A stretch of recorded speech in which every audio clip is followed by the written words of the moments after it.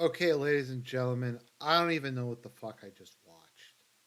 I don't know what that was. Was that like a Napoleon movie?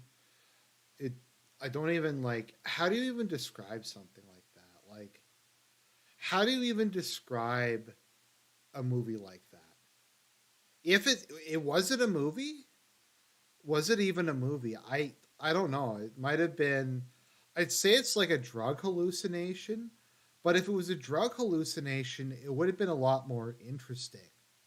Um, like if if like I had of I guess done LSD or something, then I just thought the movie was like I don't even know.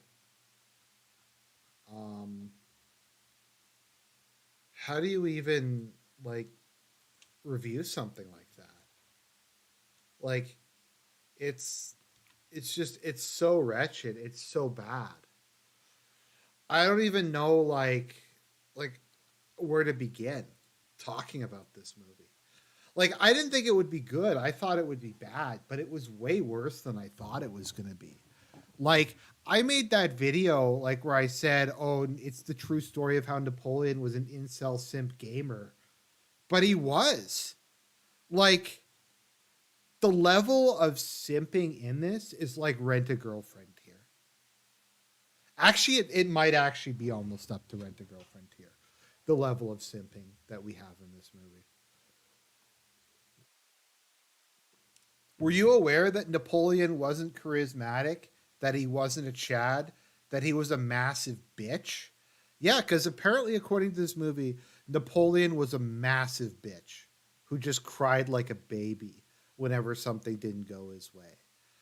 He was also a fraud who was not a competent military commander.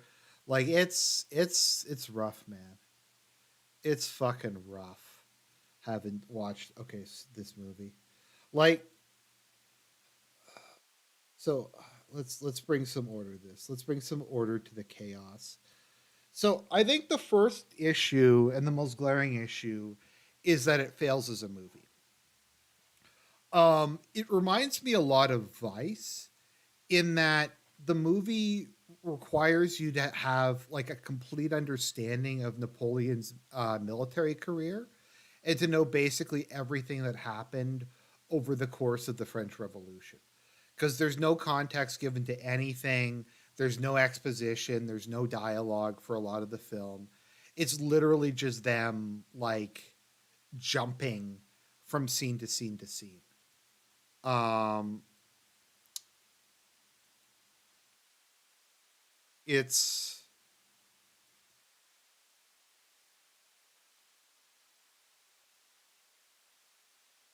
just trying to get my thoughts together. So the movie requires you to have an intimate knowledge of Napoleon's life. The movie requires you to understand the entire context of the French Revolution, um, the Robespierre's terror, the directorate, the consulate, Napoleon's empire, the various coalitions, European geopolitics in the 18th century, all of this stuff. Nothing in this movie is explained. There's like no exposition. The whole movie is just Napoleon simping. So that's shitty to begin with if you can't tell a story that stands on its own without the audience having known everything about it. And I'm going to be comparing this a lot to Waterloo. So, like, Waterloo, it's better if you know about Napoleon, but Napoleon has a defined character arc. He gets exiled to Elba. Then he makes his big comeback, and then Europe has the coalition against him. Like we know who the people are, we know what their motivations are, like we know how they relate to each other. Like we have this information. In this, we have no information. Characters just kind of show up and disappear. The only consistent people who are in the movie is Napoleon and Josephine. So basically, this entire movie, like the premise of the movie is Napoleon was a fraud. He wasn't even that good as a general. that everything in his political career was because of Josephine, um, that he was a bitch, that he cried like a baby, that he was basically Joaquin Phoenix played him the exact same as he played Arthur Fleck. Um, so let's just kind of go through this. The battle scenes were also shitty. Like the battle scenes, a lot of them only lasted like a couple set. Like some of them lasted a couple minutes. I guess Waterloo was the best done battle in the movie. They fucked up Austerlitz. Austerlitz like was in completely like not what happened at all. Um, the Battle of the Pyramids was literally they fired one cannon. Okay, so let's just go through this. We're just gonna go through the plot summary, and I'm just gonna give my context and try to bring some order to the chaos. Okay, so it starts off with Marie Antoinette being guillotined by Napoleon. Being guillotined. Um, so Marie Antoinette gets guillotined. Um, Bonaparte's watching. Uh, we have one of the revolutionary leaders assigns Napoleon to take Toulon, which is under occupation by the British Navy at the moment. And so Napoleon has to come up with a plan to take it. And he's ambitious and he wants to become a general. So, okay, that makes sense to me. So Napoleon comes up with his big plan to take Toulon, where he manages to basically get into the fort the British are occupying, defeat the British. He brings up a bunch of cannons and destroys the British fleet in the harbor with a heated shot. Now, this scene is not bad. The thing I noticed almost immediately was Napoleon has almost no dialogue. Like, he barely talks, he just kind of broods and looks depressed the whole movie. Like my understanding is Napoleon was like a Chad. Like he was super high energy. He was very talkative. He was known for like the epic speeches that he would make. Like that's what Napoleon's known for. Napoleon's known for being energetic, for like being an incredibly like a renaissance man, for studying like mathematics and science and history and poetry and all that kind of stuff. He was always talking, he was always learning, he was always schmoozing with people. And this Napoleon is just this like quiet, like serial killer type figure. Like I said, he's exactly like Arthur Fleck. He doesn't give speeches to his men. Uh, he just does that. So he comes back and he's made a brigadier general. Maximilian Robespierre just showed up. Um, it's like there's no context. Like if you did not know who Maximilian Robespierre was, you would have no idea like what is even going on.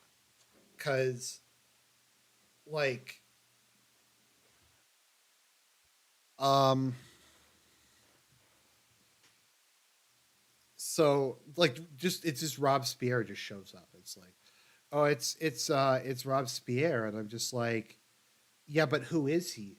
They don't mention who the Jacobins are. They don't really explain what the Reign of Terror is. They don't go into any detail about like any of the background to the French Revolution. So Napoleon shows up. He helps depose of Maximilian Robespierre. Napoleon suppresses the royalist insurrection, which is a very bloody scene. And then we get to where the movie really starts to go to shit. And that is when he meets Josephine. So Napoleon is at like a party to celebrate the inauguration of the Directorate and the end of the Reign of Terror. And well, there he sees Josephine, who's just sitting there, and he's just quiet. He doesn't talk to anybody. He doesn't schmooze, and he just stares at her like awkwardly across the room. And then she's like, "Why are you staring at me?" He's like, "I'm not staring at you. I'm not staring at you." And then he like he just kind of creeps her out. Like he just creeps her, um, like, and then, so then it cuts away, and Napoleon is like lusting after her. He's just thirsty for her. So she sends her son to go and ask him for the sword of her husband. Um,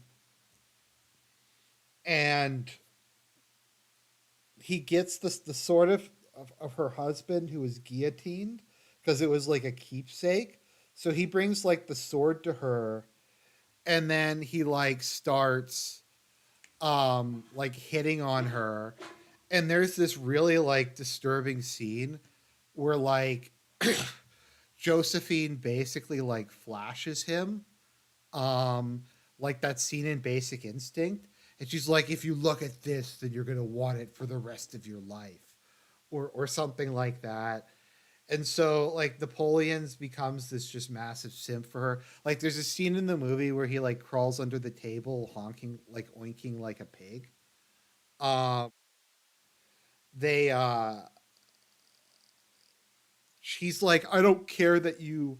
So Josephine says when she was in prison, she fucked like as many dudes as she could because they couldn't execute pregnant women. So she's like, yeah, I fucked like dozens of dudes. I have like 5 kids, and Napoleon's like, I don't care about that. You're the most amazing woman I've ever met. I'm nothing without you, Josephine. So they get married. The humiliation of Napoleon continues. So when he has sex with Josephine, he like, it's really just disturbing. Like he just has sex with her from like behind, and he lasts about 5 seconds, and she just looks completely disinterested in it. And like they have to humiliate him as much as possible. So they make him like a complete failure in the bedroom. Like he's a complete like just pathetic man who can't get it up, who like can't fuck his wife properly. If any of you have seen House of the Dragon, you have like the disturbing scenes where Viserys is having sex with Alicent, and it's really just creepy. It's like that, but thankfully shorter. He's just like a complete and total loser. And like he goes off to war in Egypt. They skipped the entire Italian campaign. The Italian campaign didn't happen. We have the Battle of the Pyramids. Um,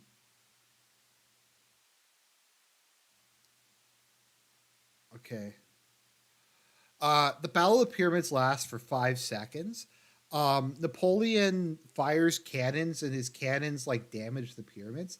I don't even know if that was possible given where they were positioned during the Battle of the Pyramids.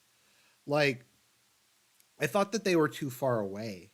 Like, I don't get like how the cannons reached that far. Um, but they like, so they fire at the pyramid. Then the Mamelukes just run away. Like the Battle of the Pyramids is one of Napoleon's like greatest victories. Like if we look at it here, 289 dead versus 10,000, and it completely destroyed the Ottomans' control of Egypt. And so there's another battle which was also, yeah, 20 versus 1,000. Those have to be some of the most lopsided battles in history. So they beat them. So then they pull out this um they pull out this coffin, like a sarcophagus. Um and in the sarcophagus there's like a pharaoh, and there's like this long awkward scene where um we'll get to the coup scene in a second. We'll get to this coup scene in a second. There's a lot of stuff to cover here. Um so you have so there's this pharaoh, and Napoleon like gets up on a box to look the pharaoh in the eye, and he like taps the pharaoh's cheek, and then the guy's head just like rolls over. And then it was like, I'm like, is this Ramses the second? Is this Tutmos the third? Is this, who is this? Like, uh, Napoleon's like a guy who loves, he loves history. So if it was some like pharaoh like Ramses the Great, or like Tutmos the third, or like one of the great Egyptian pharaohs, I could see him like wanting to pay respect to him, like wanting to see one of his heroes. Like that's not weird to me. Napoleon, the book I read on Egypt said that Napoleon basically invented Egyptology. Napoleon was a Renaissance man. He brought the entire brain trust of the University of Paris with him when he went to Egypt, and he just got them to like excavate as much as possible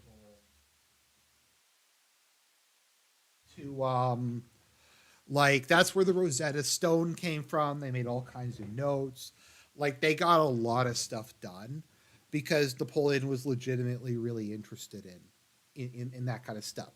None of that happens. So he's sitting in his tent, and his I think it's his brother comes in and says, yeah, your wife's a slut. She's fucking like some dude on the side. She's fucking a whole bunch of dudes on the side. She's just cheating on you with everybody. And Napoleon just has like a breakdown and starts crying like a bitch. He's like, Ready and friggin', I have to go back to France. My wife is fucking somebody. And so he goes all the way back to France. And the directory like call him out on his bullshit. And they're like, dude, you abandoned your entire campaign and army in Egypt to come back here. And like, I don't know how well known this was, but like everybody's just mocking Napoleon. Like, I think Josephine like leaks his love letters where he's just simping for her, and he's talking about how much he loves her and how she's like the only thing that matters to him in the world, and he's nothing without her, and all that kind of stuff. So I think she like leaks those love letters, and then it also is leaked that she's fucking like a bunch of dudes on the side. So he comes back and he's just like, say it ain't so, Josephine. Say it ain't so.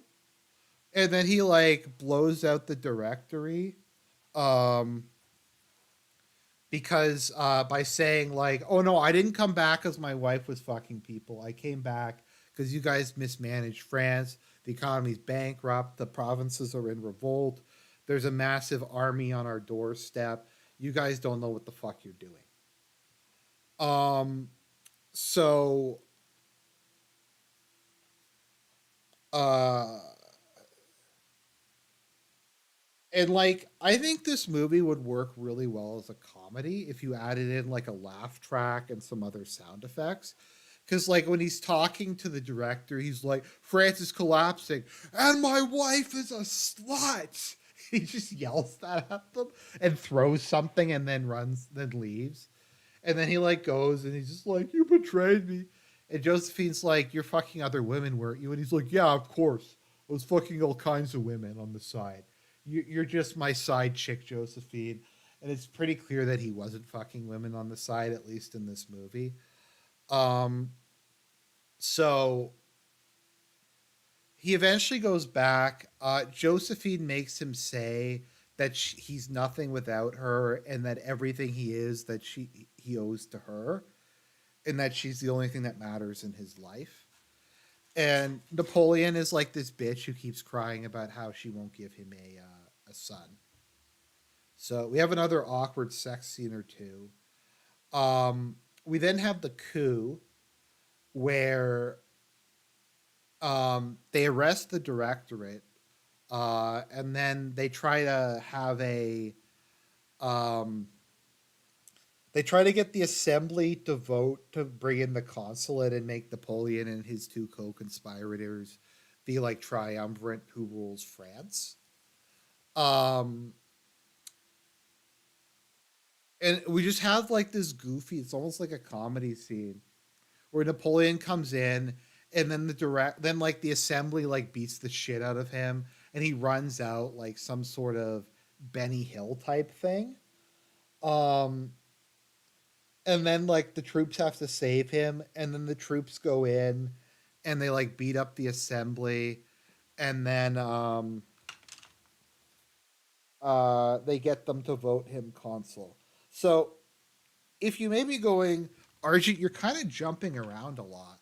Like we had him marrying Josephine, then we had him going to Egypt, then we had him like getting made consul. We had Robespierre.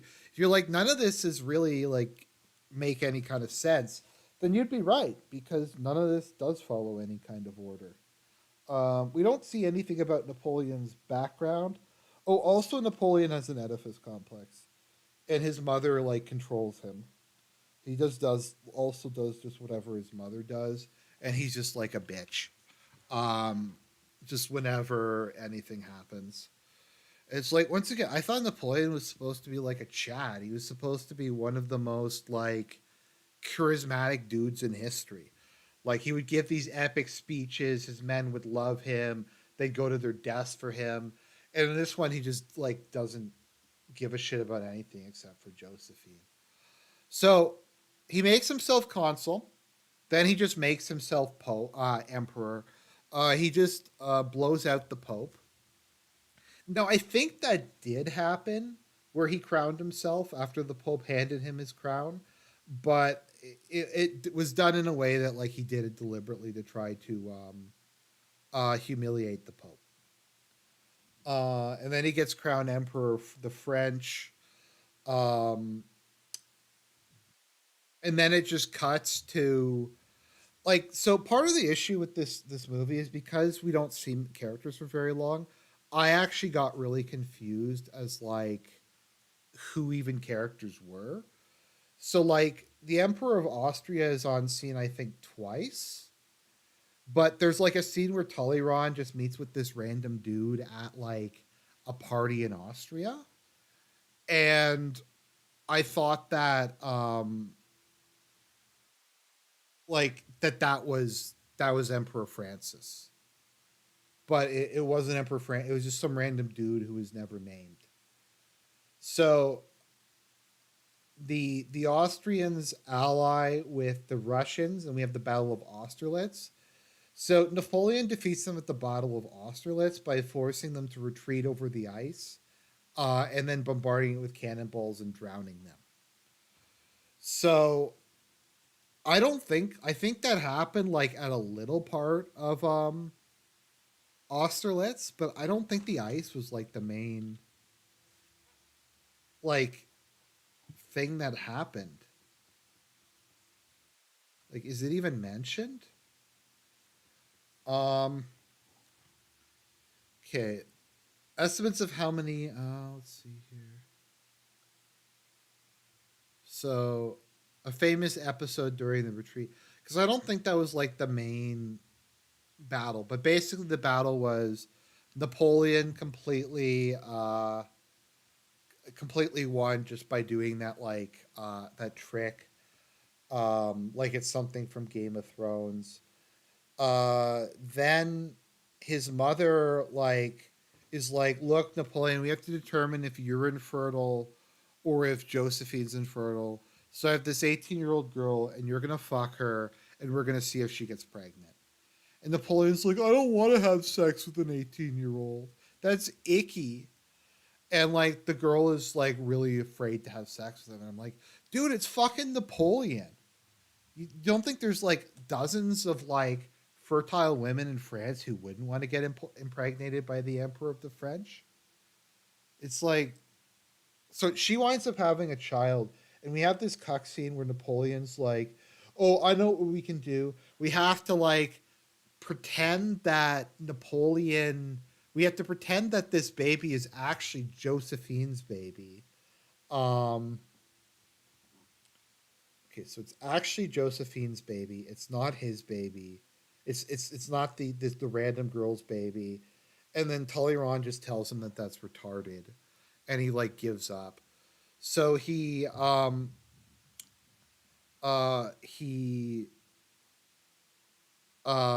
divorces Josephine and marries Mary Louise of Austria. They try to make him look like a pedo in one scene where he's like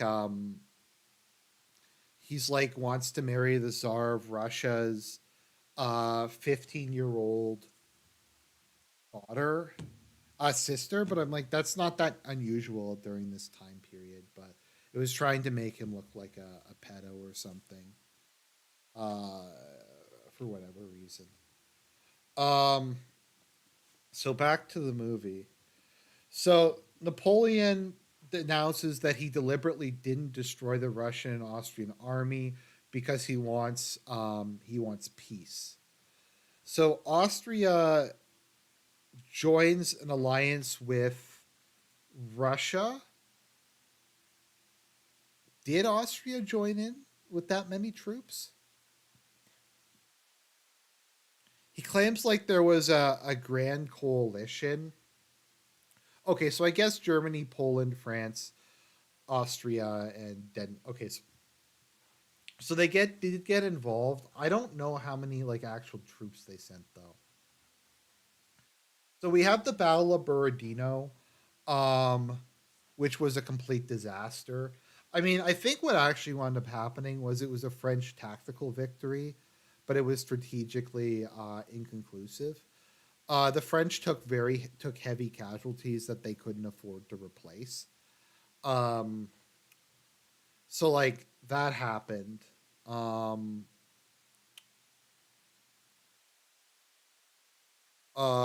then they make it to Moscow, and we have like some cringy scenes of Napoleon crying, and then Moscow gets burned down, and then they start the retreat. His entire army gets destroyed, um, and then he gets back to France. Um, when he gets back to France, there is a coup in France that says you lost your army in Russia, so you're going to have to resign. And like, wasn't didn't he have to resign because of the Battle of Leipzig? Leipzig?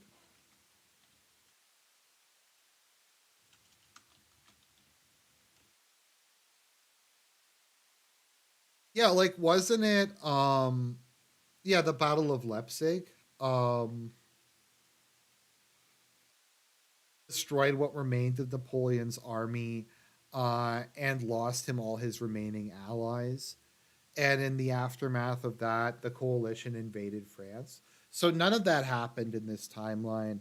The French government overthrew Napoleon in a palace coup because the invasion of Russia didn't go well. So then he goes to Elba for about a year. I'm skipping a lot of shit. I'm skipping a lot of the simp scenes. He goes to visit Josephine at her estate a lot of the time. He hates being on Elba, obviously, so he makes his big comeback. Um, yeah, I haven't watched History Legends review yet because I wanted to watch this movie like on myself first. So he gets forced to Elba. Um, okay, so the reason what we're posited is the reason that Napoleon left Elba was because he wanted to see Josephine again, and she was sick. And no,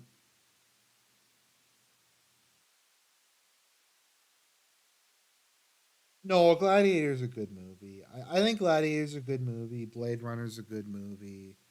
Um, we're gonna get to that in a minute. So he's like, I gotta get back to France because I want to see Josephine. It's just like this whole film is just about Josephine and like Napoleon crying like a bitch. Like if they wanted Napoleon to break down when he failed in Russia, if they wanted Napoleon to break down when he had to abdicate the first time and when he lost at Waterloo, I'm okay with that. If we see like this great man just crack and kind of lose it because he's failed so utterly, I'm okay with that. Him crying like a bitch because Josephine doesn't write him a letter is just unacceptable. So unfortunately, uh, Josephine dies. dies while he was away, which ruins his life. So rather than Marshal Ney, so in this timeline, Louis the 18th does not send Marshal Ney. He sends some random asshole. Um, Napoleon doesn't. We don't have the epic scene where he's like, "If you want to shoot your emperor, here I am. Shoot your emperor." You know what? It's gonna get me a copyright strike, but oh well, whatever.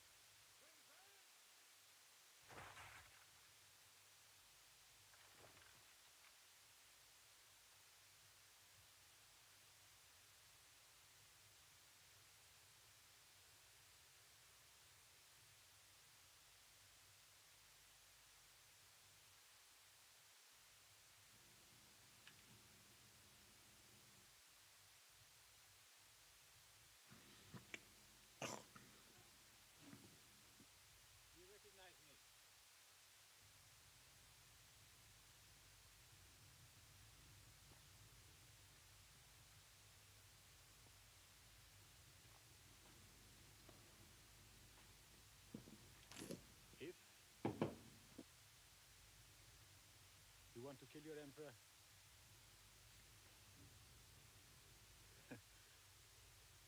here I am. Oh, it's not. Okay, sorry. Okay, like how badass is that? Like, it's like we're fucking declaring war on Napoleon. Like, not declaring war on France, but on you personally. Um, so yeah, it's trying to destroy the great man theory of history. It's trying to destroy the idea that there are great individuals throughout history who have the power to change destiny by themselves. And I think ultimately that's the theme of Napoleon is that he was a man who by his will and his belief in himself was able to change the course of history. Was able to go out and conquer half the world and save France from the total ruin of anarchy and stuff like that. But yeah, so it is a complete travesty of a movie. It's garbage. It is a like it's even if you don't like even if you think Napoleon is like evil and you think he's a bad guy and you think he's that kind of thing, he deserves a lot more than this. Like if you want to do Napoleon and make him like an evil genius, that would be okay. That would be cool. Like if you want to make him yeah, like an evil genius, like that would be cool. But like to me, I think what summarizes this whole movie is when he has sex with Josephine and he lasts like 5 seconds and it just makes him look like a pathetic, like impotent fat man. And it's like it's fucking Napoleon. He's a Chad. Like how can you how can you do that to him? Like you can think he was evil. You can think that his ambition led to like countless deaths that it brought misery to Europe. I get that, but Napoleon's not a pussy. He's not an F slur. He's not like a bitch who spent his days crying about Josephine. That's just not who he is. Um, yeah, like he could have been Lelouch v. Britannia. What was the book I read on Napoleon?